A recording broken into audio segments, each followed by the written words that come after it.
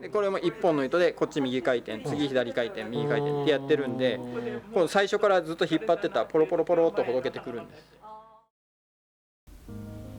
今回の織物の産地は、はい、ここです。九州の筑後久留米産地でございます。筑後久留米産地というのはね、福岡県の南部になります。筑後川というのがあってね、有明海に注いでるんですけども、その周辺でね、昔からね、麺がよく取れて藍も栽培していたということで、ここはね、綿織物の産地だったようです。この久留米の地にですね、今から約200年ちょっと前なんですけども、井上伝というね、女性なんですけども、小さい頃からね、木綿等をね、織られていたようなんですけども、12、3歳の頃に、この柄の原理というのをね、糸と柄、この組み合わせで、いい柄ができるというのをね、発明というか発見して、今の久留米がすりの技術に至っているということのようです。このお庭ですね、おそらく今秋深まった時期に来てるんですけども、春になるとものすごく綺麗な庭になるんだろうなというのがね、容易に想像つきました。今回お邪魔したのは久留米市南部の広川町にあるね、富久織物さんです。ここはね、手織りの工房と、販売用のね、いろんな生地が並べられているというところのようです。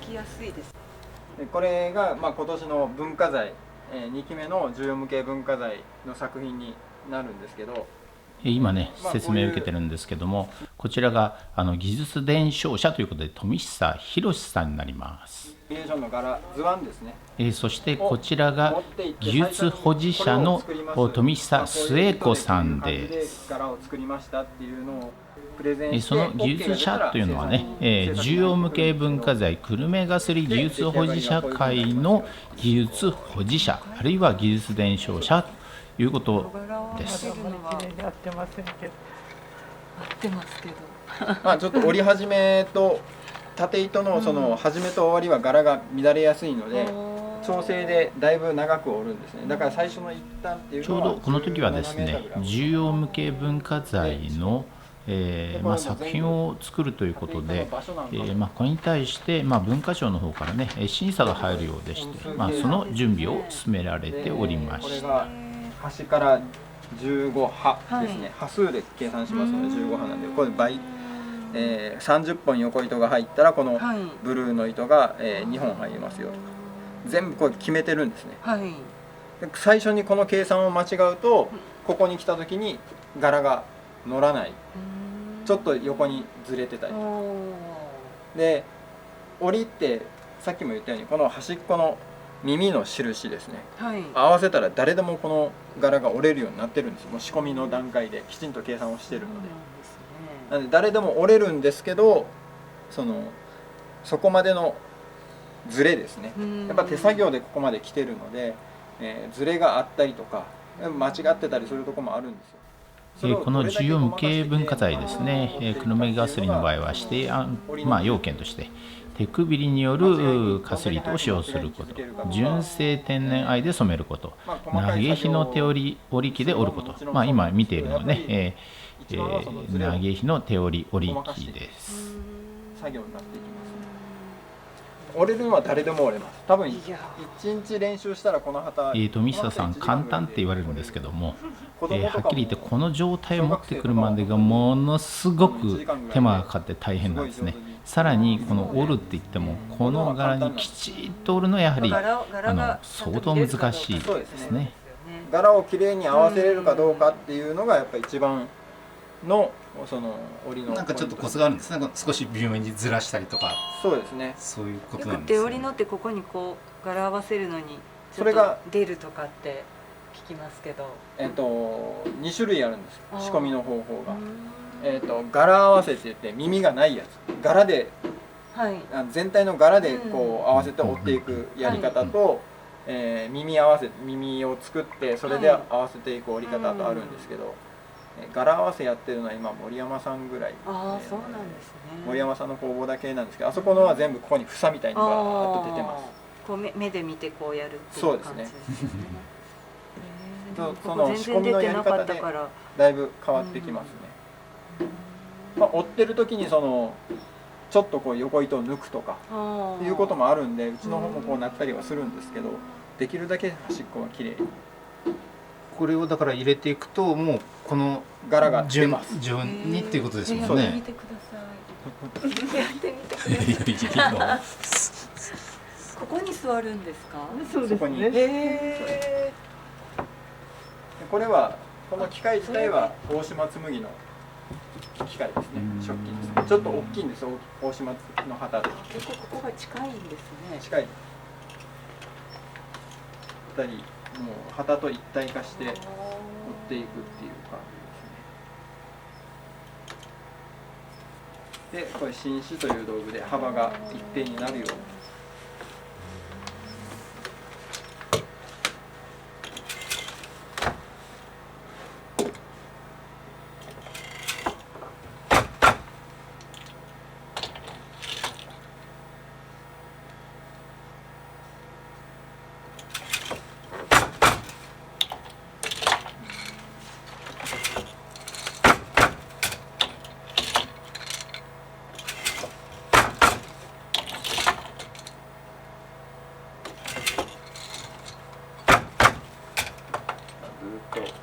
もう大体こう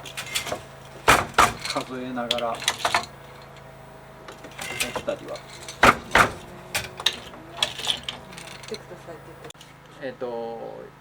縦糸ってこのかすりのパターン、これ今3パターンあるんですね。このちょっとちょんちょんとなってるやつ、横の棒のやつ、それからブルーの線、これ3パターンの組み合わせでこの柄できてるんですけど、このパターンの組み合わせっていうのが大体今多くても8パターンとかぐらいまでしかできないんですね。それは量産する上で、くくりの作業をしてもらうときに8パターンぐらいしかいっぺんに作れない。作り方が横のああやってこうやるんだけど、縦は縦並び全部同じものしか繰り返ししかできないので。縦糸はね、こんな感じで最初から、白い部分が染めてないような状態で柄があって、まあ、このまま持っていけばこの柄が出るんじゃないかというふうになるんですけども、今ちょっとね調整されてますけども、実際には糸の太さも微妙には違うわけですから、引っ張る力もね少しずつ変わってきたりして、柄がほんの少しずつねずれていくわけですね。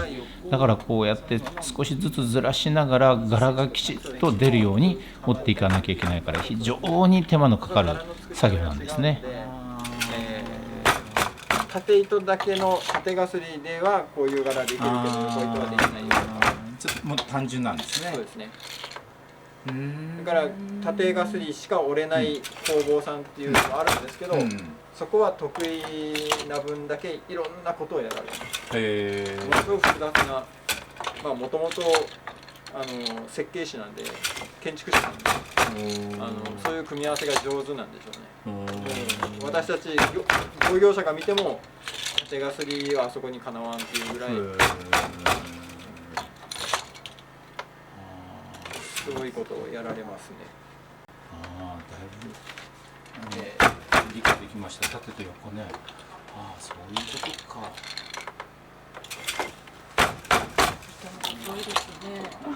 何回も。これが縦がすり。縦糸だけのかすりですね。こういうのはできますけど、まあこれを曲線入れるっていうのはできない。この時点ではですね、縦糸と横糸の仕組みをよく私もね分かっていなかったので、後でね横糸の仕組みが出てくるので、こういうことなのかということがね分かると思うので、引き続き見ていただければと思います。糸のずれ方が縦側にずれるのか横側にずれるのか。じゃあこれ100万。多少ね下世話な話になってますけども、現実的に手間と技がねものすごくつぎ込まれているので、安く売っちゃいけないですよね。これ自分で織られたのですか？そうです。これ私の作品。すごい素敵だなと思って見てたんです。もう10年ぐらいなのね。10年じゃ言わないそれ。10年じゃ言わないのか。もともとそれ機械織りのデザインやったんですよ。機械織りではこの横糸がなかったね。そうそう。それこそ縦糸だけのかすりだった。縦糸だけだからもうなんかこんな感じですね。でこれに横糸が全部乗ってるからそうそう真っ白に。真っ白がああ、そういうことですね。はいはい。縦糸だけだと白が入るから。縦糸だけだとグレーにしかならないんですけど、あー真っ白に出すために。値段もですね。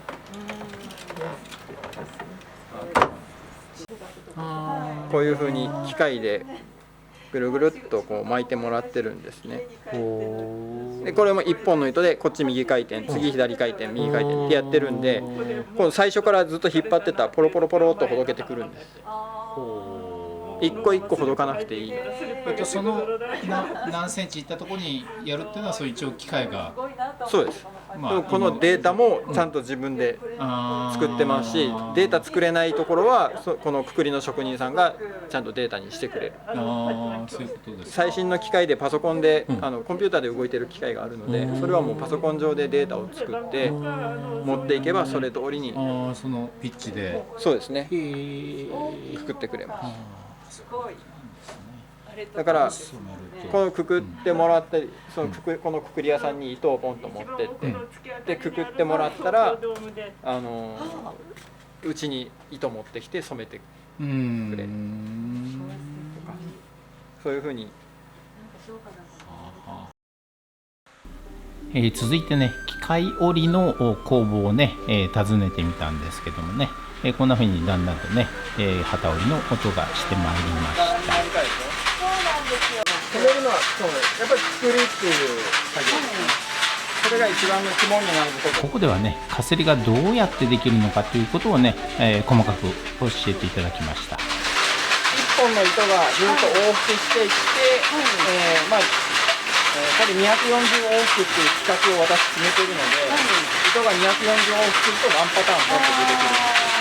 でその中でどこに柄が来るのかも全部最初に計算をした上で、このくくりっていう、糸を縛る作業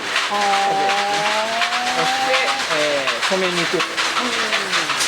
ふうになってます。糸で作るんですか？糸で作ってます。ぐるぐるぐるぐるって巻いたらそこは止まらなくなるんですね。で文化財、重運転文化財に関しては手作りっていう作業を手で、麻の皮を使って手で縛るっていう作業をしますけど、今量産品に関しては機械作りって言って、機械でぐるぐるって糸を巻きつけてで防染をするっていう風な、専門の職人さんがいらっしゃるので、きちんと計算をした状態でそこに、データを持っていくとその通りに作りをしてくれる。いろんなところで微妙な感覚はもう私たちの勘ですね。なんか機械だと微妙な調整ができない。目だとこう柄がずれてたりとかは。だから機械だと、どうしても柄がずれやすい。で、一個一個調節しながら折っていくわけではないので、ずれても柄として認識できそうな柄だったり、柄の作り方に手織りと機械織りでは多少違いが出てきます。あまり細かい柄は機械は苦手。こういう板状のこれトングっていうんですけど、トング、はい、これに、糸を巻きつけていく、こういう状態にすると。そう行ったり来たりする。そうですね。これが機械で行ったり来たりして、折っていくっていうやつなんですけど、これここに白い印が揃ってますけど、これが耳っていうか端っこ、反物の端っこに来ますよっていう場所なんですね。でここでちゃんとこの白い印のとこに、耳を合わせて巻いてもらう。ここで多分、柄の良し悪しが5割ぐらい決まってしまうので。手でこうやってます手で、これが20本の束なんですよ。この状態でだいたい200本から260本の束です。これは260本かな、あるんですけど、そうですね。これを20本の束に分けていきます。最初。この島ヘビみたいなのがね、綺麗なあんな柄になるっていうのがね、ちょっとやっぱりね、信じられないですね。最初の場所に分けられるようにあぜっていうのをちゃんと取ってて、こういうふうに印があって束になってますけど、これ全部20本ずつに分かれるようになってるんです。そうなんですね。でこれを20本ずつに分けたのがこの山になる。で今度この20本の束をここで1本ずつに分けて巻きつけていくんですね。これも機械ですか？これが手織りになります。で機械でこんな複雑なのが。これは、半自動速球。動力が私たちの足踏みで機械が動くんです。で今世の中に出てる手織り、スルメたちの手織りってほぼこれです。このシャトルっていうシャトルって。シャトルやってでやる。いやこれをシャトルが自動でいってちゃんと叩くまでを自動でやってくれる。そうなんですね。で人間は柄を合わせるだけっていう。手織りになるとやっぱりこんな複雑な柄が織れるわけですね。やっぱりすごいですね。これは縦糸無地なんで、織るのが早いですけど、縦糸にも柄が入ってくると、それと合わせていかないといけないので、ちょっと時間が。横糸だけで模様ができる。横糸だけです。この横糸ですね。これを折ったらもうこれになる。で、この端っこさえ合わせれば、全部同じ柄が出るんで、誰でも折れるんです。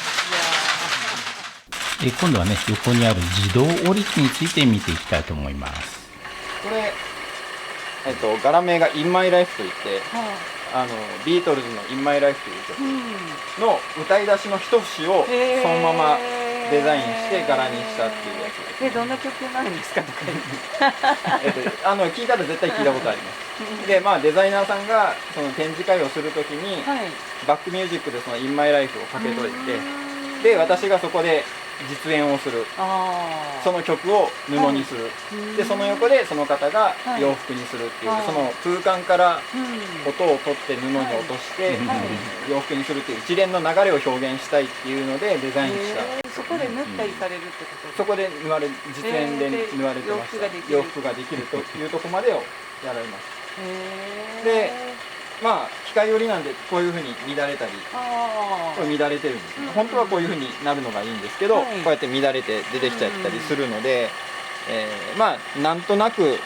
でしか見れん。そうですね。でもこう五線譜があることで、これもちょっとこの場所、場所も全部決まってるんですね。ここから何本縦糸を入れて、ここに何本入れてっていうのは全部決まってるんで、それ計算間違うと音階が変わるわけですよ。一音変わってくるんで、合わせるのにかなり最初の頃は、計算通りやっぱいかないので、計算通りやっててもちょっとずれることがあるんで、最初ちょっとずれてたら次のからはちゃんと修正をしていく。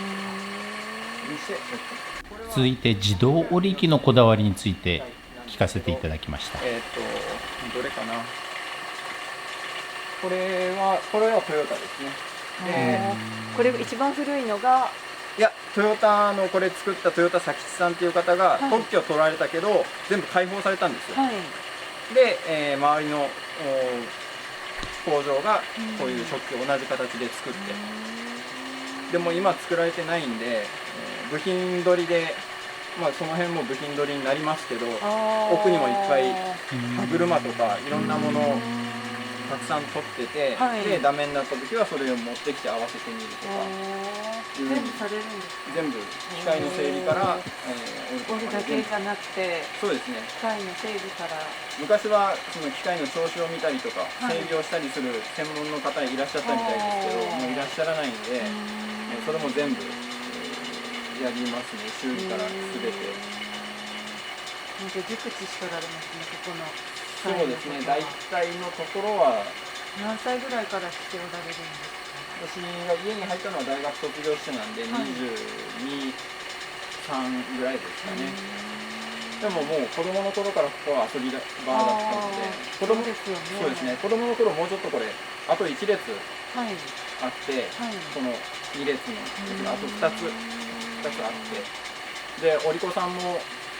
10人ぐらい来てらっしゃって、で来て学校から帰ってきて小学校の時とかはここに遊びに来ると、ちょうどおばちゃんたちが3時の休憩でおやつくれたりとかでちょっと手伝ったりすると、まあ、飴くれたり10円くれたりとか、でそうやって仕事を覚えれたんで、あんまりその教えてもらったっていうことはないんですけど。そうなんですね。もうじゃあ生まれた時から耳、そうですね、もうずっとこの音聞いてるんで、ついて、だいたい上の作業場とかにいる時でも、機械の音でどの機械が動いててどれが量でとか、ちょっとタイミングずれてるなとかはだいたい分かります。音で分かるんですね。だから本当これ昔はもうこれ全部回ってたんですごいうるさかったんですよ。でうちの母もそうですけど、職業性難聴やっぱりちょっと耳がカチカチのね強い衝撃の音だから。そうですね。なんですけど耳栓すると音が変わっちゃうので分かんなくなるんで、もう私も耳栓せずにやってますけど、この機械使ってるのが日本で今、まあ、久留米、それから伊勢木綿伊勢木綿ってあるんですよ。まあそこ無地ですけど、そこが使ってありますと、福島の何ですかね、郡山とかで売ってる福島木綿ですかねだったり、まあ小千谷にも1台今日機械ありますって言ってありましたけど、そんなに数多くないんですよ、この Y 式っていう形のものを使ってる。そんな中でもこれで柄を折ってるのは久留米だけ。これもそうなんですけど、デザインはほとんど今私がやってるんですね。まあ問屋さんからこういうものが欲しいって言われてアイデア出されて、じゃあそれをこすり用に私がずっと変換をしていくんですけど、で持ってってその最初にシミュレーションで書くんですよ。こういう風になりますよっていうのを、まあ、パソコンで書くんですけど、で持ってった時にああもうあのまんまって言われた時はやっぱり、どこまでその絵に近づけられるか、絵と布なんでどうしても違いは出てくるし、色もやっぱり微妙にそのパソコン上の色とプリントアウトした色とまた違うんで、で実際染色した色を元にしても今度染色のブレっていうのが色ブレっていうのが出るので、なかなか同じようにはならないんですけど、まあ持ってった時にちょっとなんかこう揺らぎがあってずれてるのもそうですね、私は好きだなと思うんで、逆にこれなんかはちょっと儚さを出してくれ、桜の花の儚さを出してくれっていうことをやったんで、乱れた方がちょっといいのかなとか。でも乱れすぎると今度線で構成してる柄なんで、線が乱れすぎるとなんだかわからなくなるし、なんで細い線でまあこのぐらい乱れるだろうっていうところを頭に入れて図案を描いてたりとかで、向こうにつなぐ、一本一本つないでいく、800本ですか。一本一本つないでいくでうちは機械を専用のそのタイイングマシンって言って一本一本つないでくれる機械を持ってるんで、それでやるんで早いんですけど、昔はそうですね、いやそれが結ばないんですよ。より合わせって言って糸をよりこう手でキュッと寄るだけで離れなくなるっていうのがあるんです。そうなんですね。より合わせでそれで一個一個ずっとつないでいく。だから熟練の職人さんなんかはもう早い人は2時間ぐらいで全部つないで、そうなんだ、こうひねってないとできない。そうですね、ずっと舐めながらですね。ですよね。右左寄りでそれを折り返して右寄りかなにすると、なんかこうタイミングがあるんですよね。そうですね。でずっとやる。私もやったことがないんでそれやれないんですけど、昔の職人さんは今でもタイミングマシン持ってないとこは今でもより合わせでつないで、だから工房さんによってはそれをするだけの職人さんがいらっしゃったりとか、大事なことですよね。もう一日それでつないでたりとか、これで880、多いものになると1000本超えてくるんで、縦糸これ40番の総糸っていう糸なんですけど、それが60番総糸になると1000本超えてきますね。もっと太い糸30番総糸を使えば、370羽だからそれの倍、まあ700本ぐらいになったりとか。それ糸の本数太さによって、まあ細いからってことですよね。そうですね。で、これ寸間、一寸の間に何本って全部決まってるんですね。で寸もクジラ尺の一寸なんで、ちょっと金尺の寸とは違うんですよね。金尺よりちょっと広い、一尺が37センチになるので、先染めの裏側ってどうなるんだろうかっていうところね、聞いています。まあ、できるだけ上下のある柄、それから裏表のある柄っていうのはあんまり作らない、裏表なく使えるような、ものを常にデザインしていくっていうのはありますね。これなんかはもう裏表が出ちゃうんで、本当ですもんね。そうですね。こっちが表って決めとかないと。決まっとかないと音符が逆になるとおかしいんですよね。これ今裏返しで折ってますね。こっち面が裏になってます。裏ですね。そうは読めないですもんね。そうそう。まあ使って反物にしたらもう表こう裏返してもらえばいいんで。まあまあそうですね。もともとこの紙ではないんですけどもうちょっと薄いペランペランの紙なんですけど、それにこの絵を描くわけですね。でこの横縞の濃い線が10の単位で、その細いのが1の単位、1往復分です。で、ずっと線が引いてあるわけです。で、ここからこの一番下からここまでで240往復あります。で、これは青写真っていう状態でこういうロール状になってるんですね。裏反転したものがまあこっちが表なんですけど反転したもので、ここが一段ずれてるの分かります？全部一段ずれてるんですよ。この部分で初めてそうやったらできるんだっていうことがね分かりました。でくっつけてあるんです。でこれそのくくり屋さんってくくりを専門にしてくれるところにこれと糸を持っていくと、これをまあ機械にセットするわけです。こういうドラムがあってそこにセットする。で針でここを刺してる。本物がずっと。でこれドラムがずっと回るのと一緒に糸もずっと移動している。でここに来たらまあここ切れ目のところでちょうど端っこの耳っていうのをギュッと縛って、でずっと曲がってくると一段下に降りてる。でそれでずっとぐるぐるいって、まあ、針がこの黒いところに来た時にじゃあここからここまでは柄なんでこんだけくくりましょう。いや実物で実際に折ってある柄を見てこのように説明されると、まあ、非常にね分かりやすかったです。理解できないって思ってる。でこれずっとちょんちょんちょんとこう切ってあるんですけど、糸を巻きつけていく時にずーっと同じ方向だったら糸もよれるし取れないんですね。だからじゃあ右回転でここまでくくったら次のところは左回転でくくる。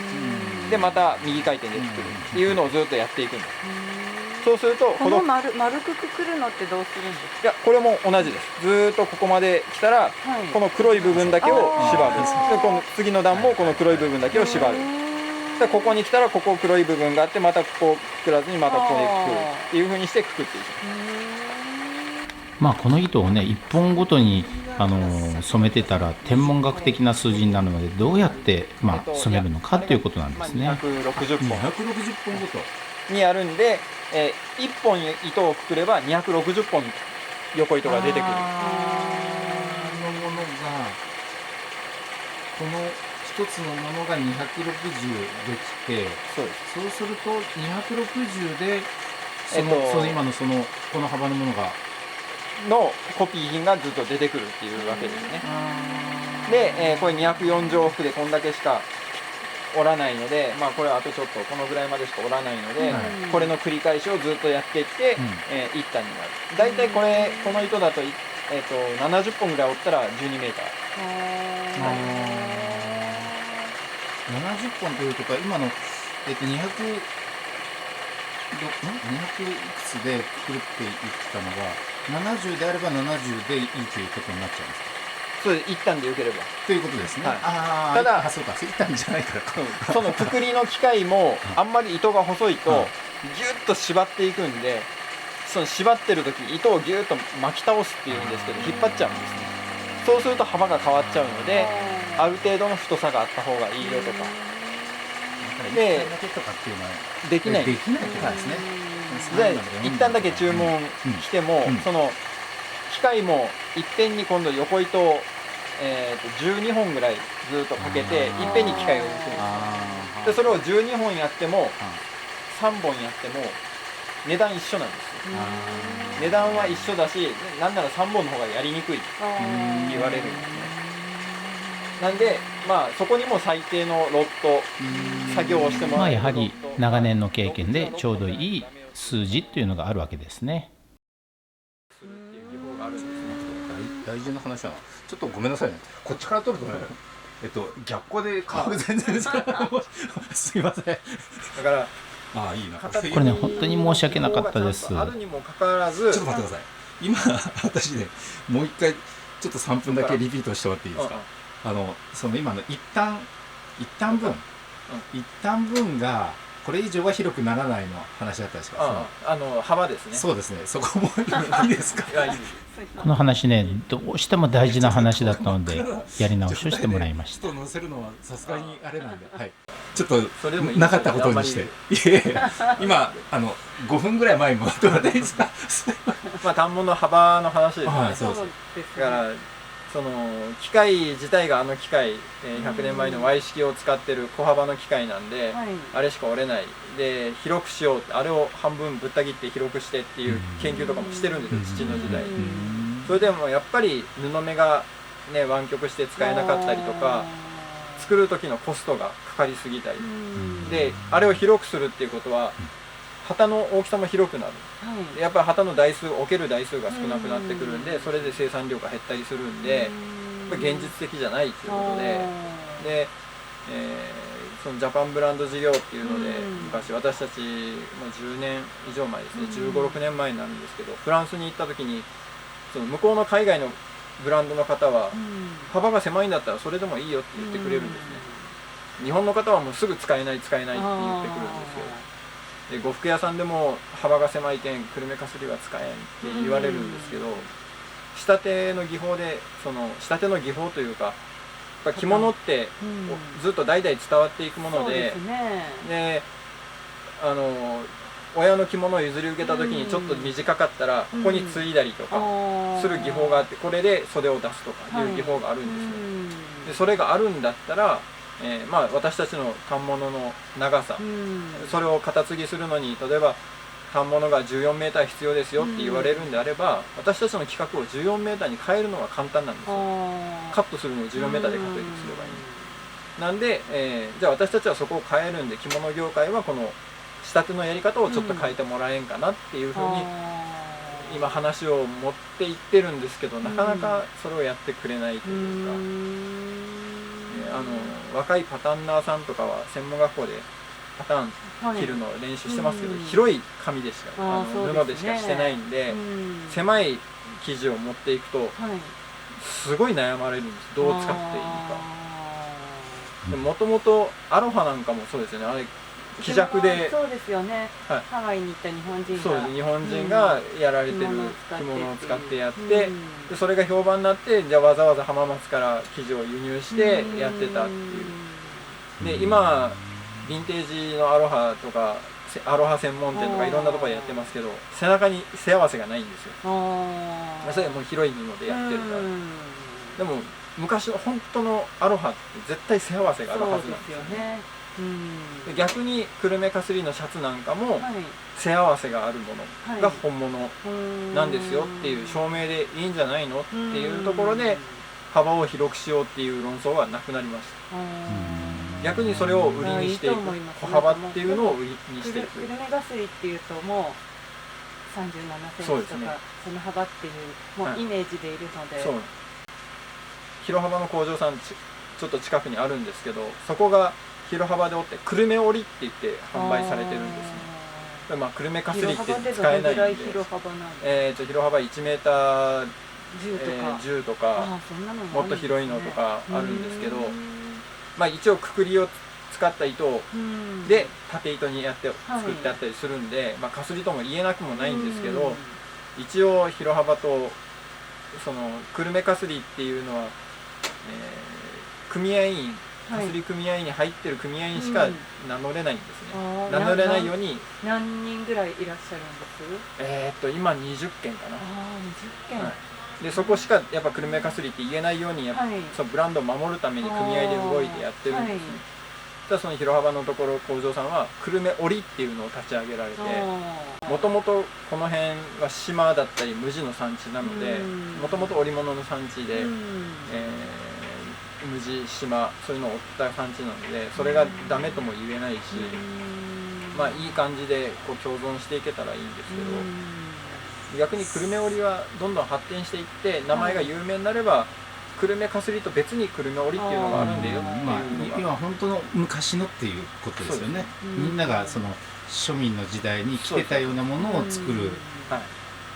でも今私らが回ってるのはその織という久留米産地という意味でいくと、本当はそこがスタートなのかもしれないんだ。そうです。無地とか島が産地なんですよね。そこから発展して、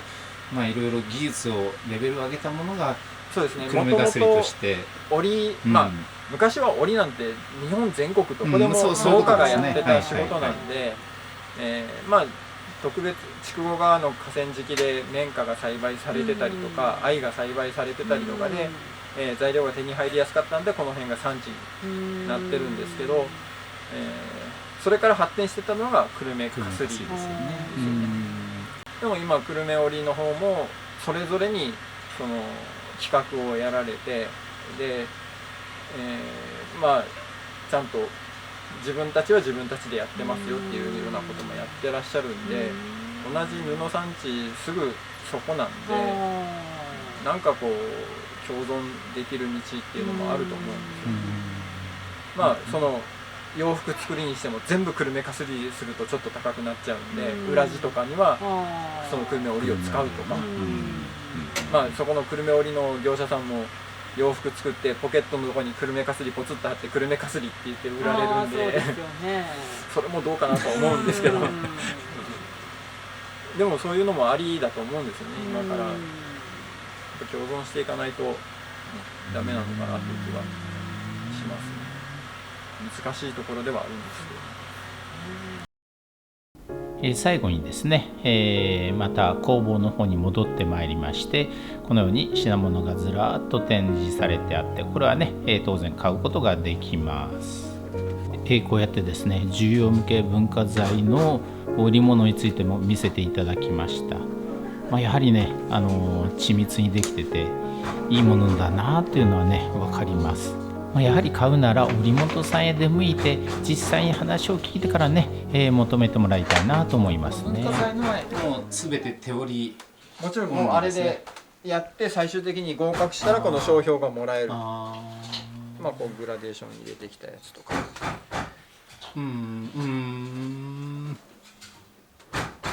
審査する時も相当厳しいです。こういう10の字が、T の字になったりとかするともうダメ。これがもう 2,3 ミリ、こうどっちかにずれてこう L 字になってたりとか、カタカナの「と」みたいな形になってたりするともう十字じゃないから不合格。これもイの字じゃないと。そうですね。これもイゲタっていう伝統的な柄なんですけど、これイの字じゃないともうダメ、不合格。1箇所2箇所ならまあなんとかこうちょっとチクッと言われるぐらいでいいんですけど、それが全部なっちゃうともうやり直してください。一からやり直し。やり直すったってこれもうボツにするしかないじゃないですか。そうです。だからもうゼロから作るしかないんですよ。得なんてことありないですよね。ないです。ないですよね。だから12月に最終的に反物の検査があって、それで不合格になったら2月までに制作やり直し。もう正月なしで仕込みやらないと間に合わない。これ赤がこういうふうに入ってますけど、こんな感じで色を入れることもできるんですね。これ色入れなかったら全部このグレーの水玉になるんですけど、これ色入れてるんです。入れるというのは糸の段階で、糸くくりをバーッとほどいて太い糸ありましたよね、分ける前段階で自分が色を入れたいところに今度染料をすり込んでいくっていうやり方、すり込みっていうやり方なんですけど、それでこの黒い部分入れてるんです。全部もともと青と白のかすりにこのバックになるとこだけを黒で後から色を入れてるんで、これやった時は他のかすり屋さんからもとんでもないことやったねって言われましたけど、やっぱ糸の段階でなってないとダメなんですよね。そうですね。だからこの状態でまあ染めというか後染めっていうか、それはまた別の企画でやれば全然、例えば、注染とかこういう生地を注染の工場に持ってって、注染って布の上にこう土手作ってそこに染料バーッと流し込んで色を染めるっていう注染っていうやり方があるんですけど、これをその注染の工場に持ってって、例えばここだけに色を入れてくださいねって言って注染でやりましたってなると、それはまたコラボ商品でかすりと注染のコラボ商品っていうことで出せるでしょうけど、まあくるめかすりではないよという。いやそれはかすりで全然いいなるんですか。言っていいです。かすりの新企画、新しい今までやったことない企画っていうことでいいと思います。それが無地の段階でかすり風の柄を作っちゃうと、それはもうかすりじゃないんですけど、先染めっていう糸の段階で、柄を作っておいて織る、そして柄模様を出すっていうものであれば、大体どれでもかすりって言っていいと思います。続いて久留米市内のアーケード内にある久留米がすりと和雑貨専門店の店、風の織物さんです。こちらがですね、このお店のオーナーの明石さんです。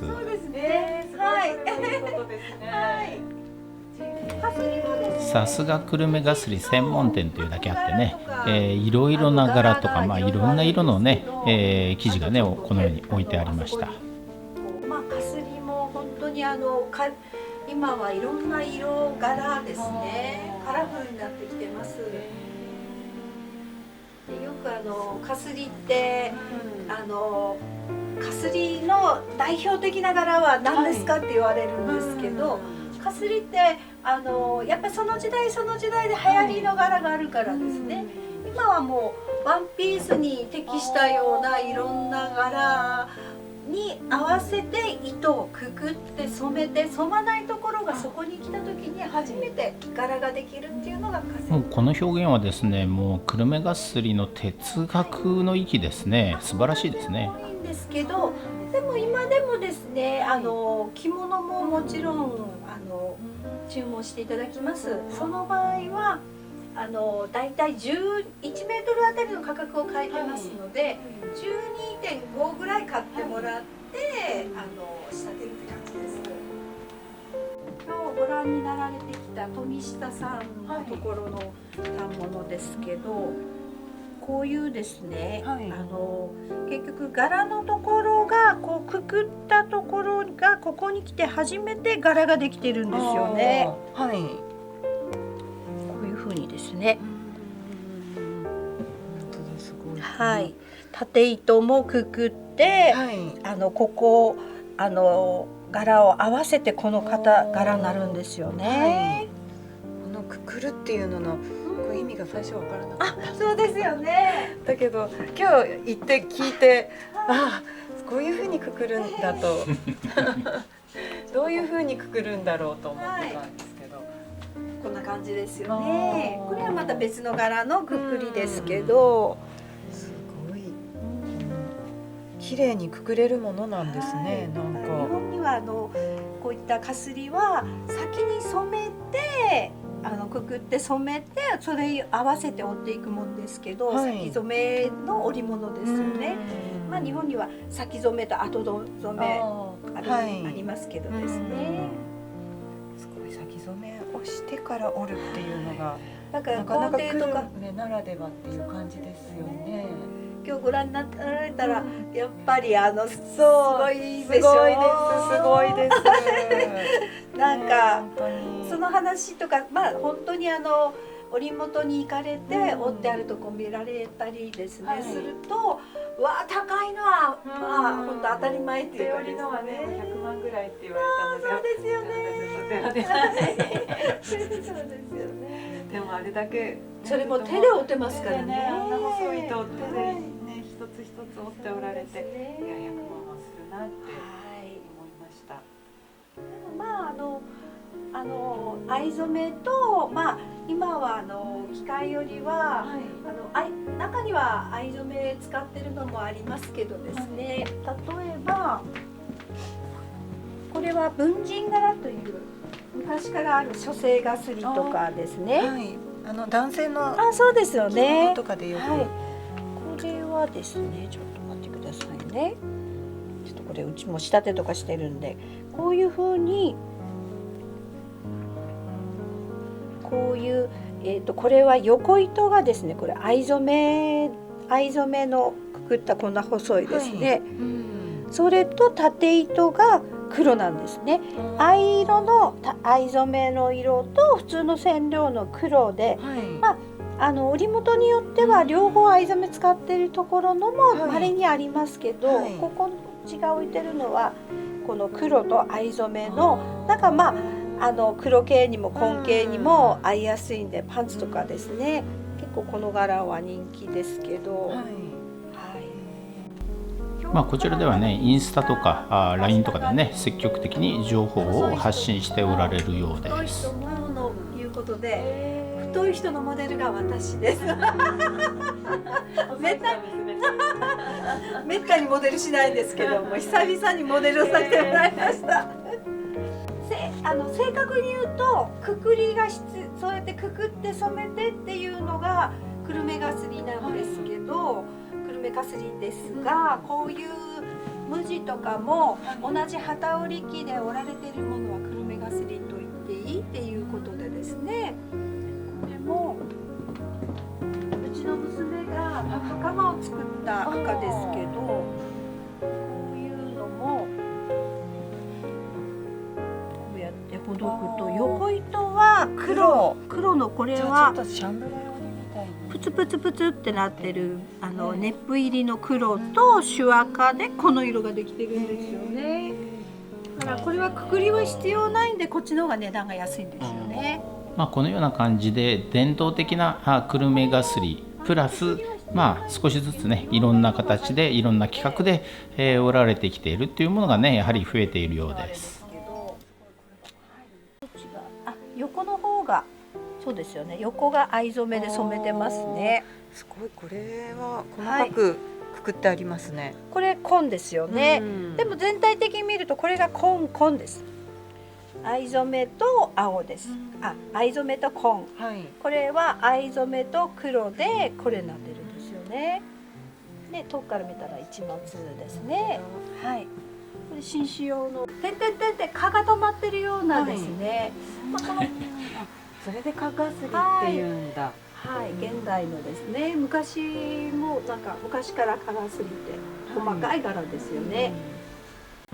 もうここら辺の柄ってもうほとんどインターネットに載ってるんですかね。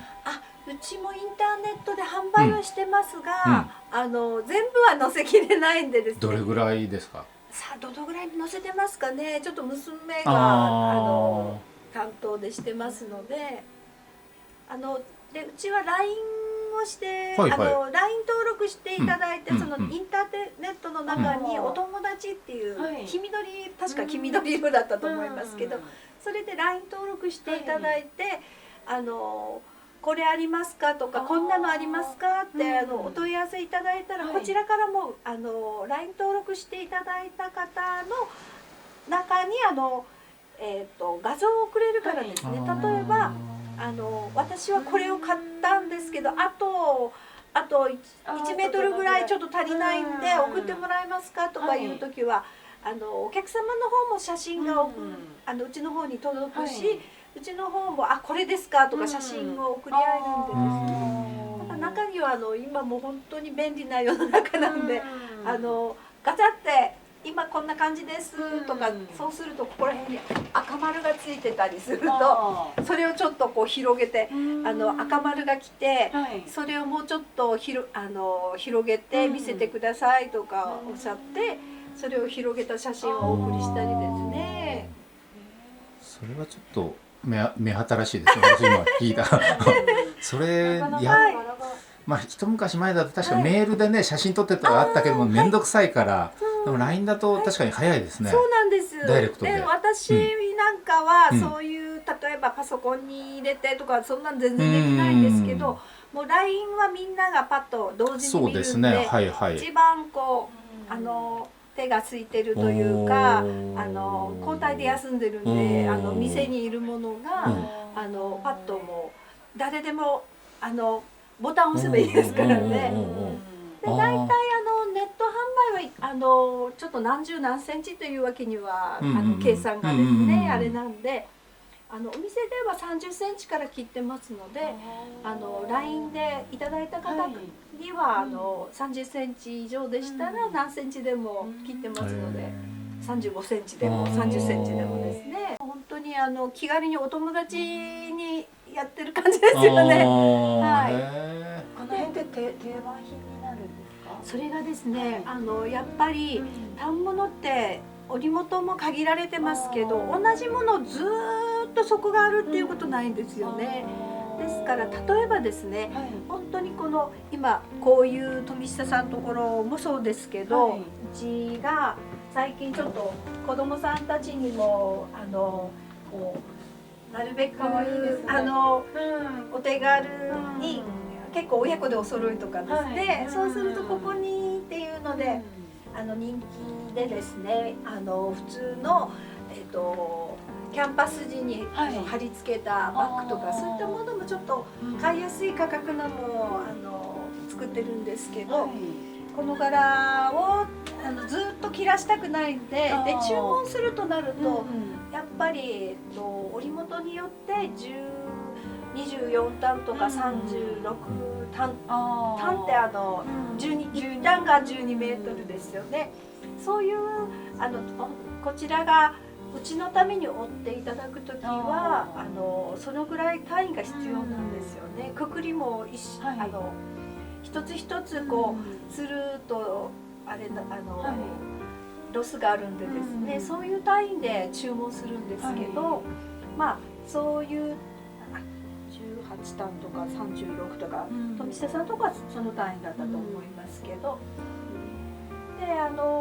で他の柄も結局各織元を織りますから、同じものがずっとというわけにいかないんでですね。だからその反物も少しかないとかなんとかとかあるんでですね、それで全部は載せきれてないんですよね。もうこんだけいっぱいありますからですね。だからまあそれ以外でこんなのっておっしゃった時には、例えばエンジ系を見せてくださいって言われた時にはエンジ系だけこう出してガチャッと取ってお送りして、その上から2番目をもうちょっと見せてくださいとか、そんな感じになりますね。ちょっとネットだけの注文ではこう細かいことはできませんからですね。そこですよ。その部分をね、うまいことをやっておられて素晴らしいなと思って。やっぱり探してらっしゃる方のご希望に沿うようにと思っております。これもうちの方でまとめて注文したものなんですけど、例えばですね、先ほどそれはですね、こういうちょっとこれですね、こういう感じ。ここから見たらそうですね、巻きスカートみたいに作ってあるんですけど、でこれはかすりの無地で。こんなら合いますよね。合いますね。で紺も大体ですね、お洋服だったらやっぱ薄地の方がいいと思うんですよね。奥にもいっぱいありますけど薄地ですね。薄地って言ってもそんな薄いわけじゃないんですけど、まあ普通のかすりと合わせるときはこちらの方が滑らかですね。でこっちがネップって言って、先ほどの赤と黒のプツプツした、ちょっとよく見るプツプツしてるんですよ。それとスラブっていうのがですね、こうシュッシュッシュッシュッと、はい、これがスラブ入りですね。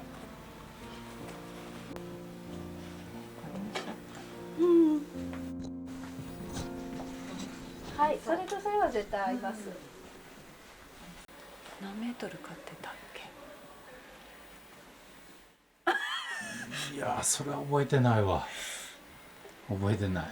あんまでもベりそのストがであれ全部でベストできそうだ4なってメーターだ、思ってた。 4メーターうんじゃなかったのか。何メーター多くださいって言ったんじゃなくて、1万円で。ちょっとお待ちください、計算します。いい加減なことを言って。これが男のね感覚なんですよ。すいません。1万円でください。はい。そうですね。だったら4メートルぐらい。 4メートルか4メーターだったと思う4点いくつかだと思います。そんな今のこれを配信する上で、要は全国の人が見て買いたいなと思った時、今の LINE の話はね、ものすごく今取らせてもらったんで、ありがとうございます。そういう形で、まあ普通だとああやってね、写真ネット販売っていうと写真だけで選ばなきゃいけないから、なかなか選択肢も狭まるし、質感とかね、今の話だと、質感とかもですね、ご質問があるときはこれをこう波打たせて、ちょっとあとは口でも言えますのでお電話いただければ、これはちょっと薄地ですとか、これは通常ですとか、もちろんそれもさせていただきお話しさせていただきます。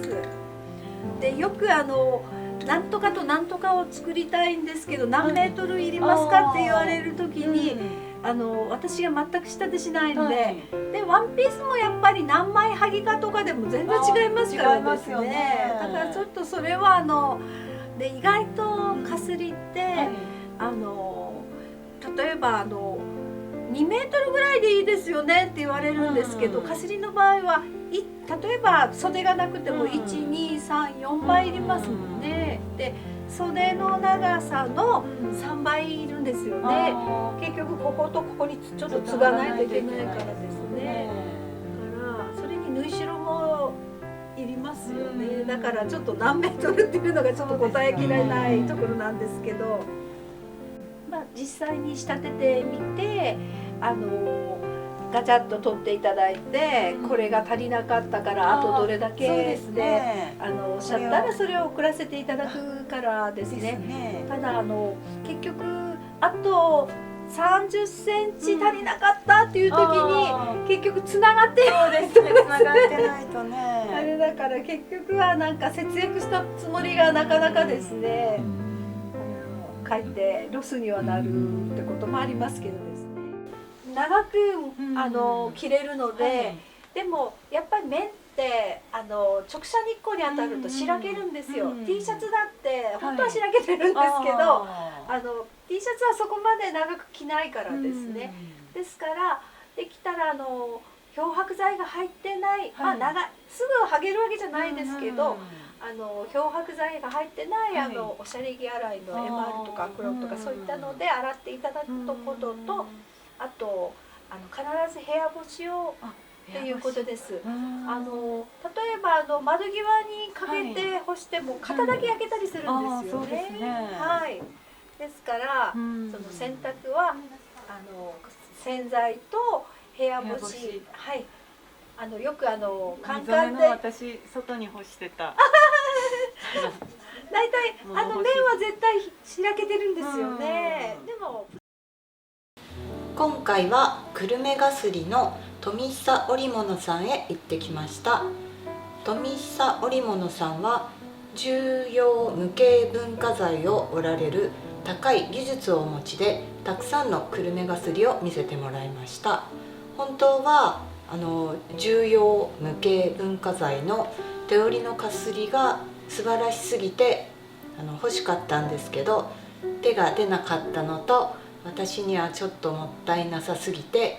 今回はこの機械織りのかすりを購入しました。機械は手織りのように例えば円とかがきっちりと出ないと言われたんですけど、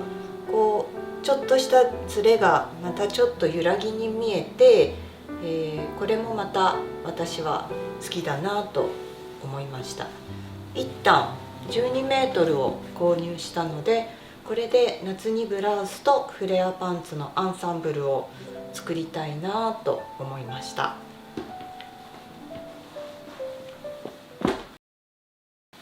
もう一箇所、久留米がすり専門店の風の贈り物へ行きました。こちらはいろいろな織物工房のかすりを一堂に見れて切り売りもしてもらいます。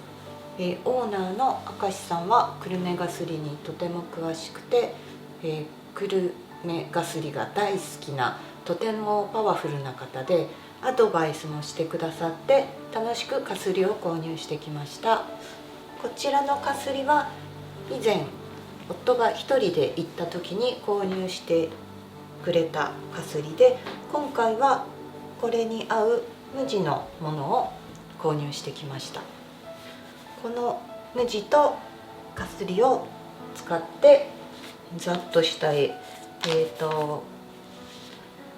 無地とかすりを使ったようなブラウスを作りたいなと思っています。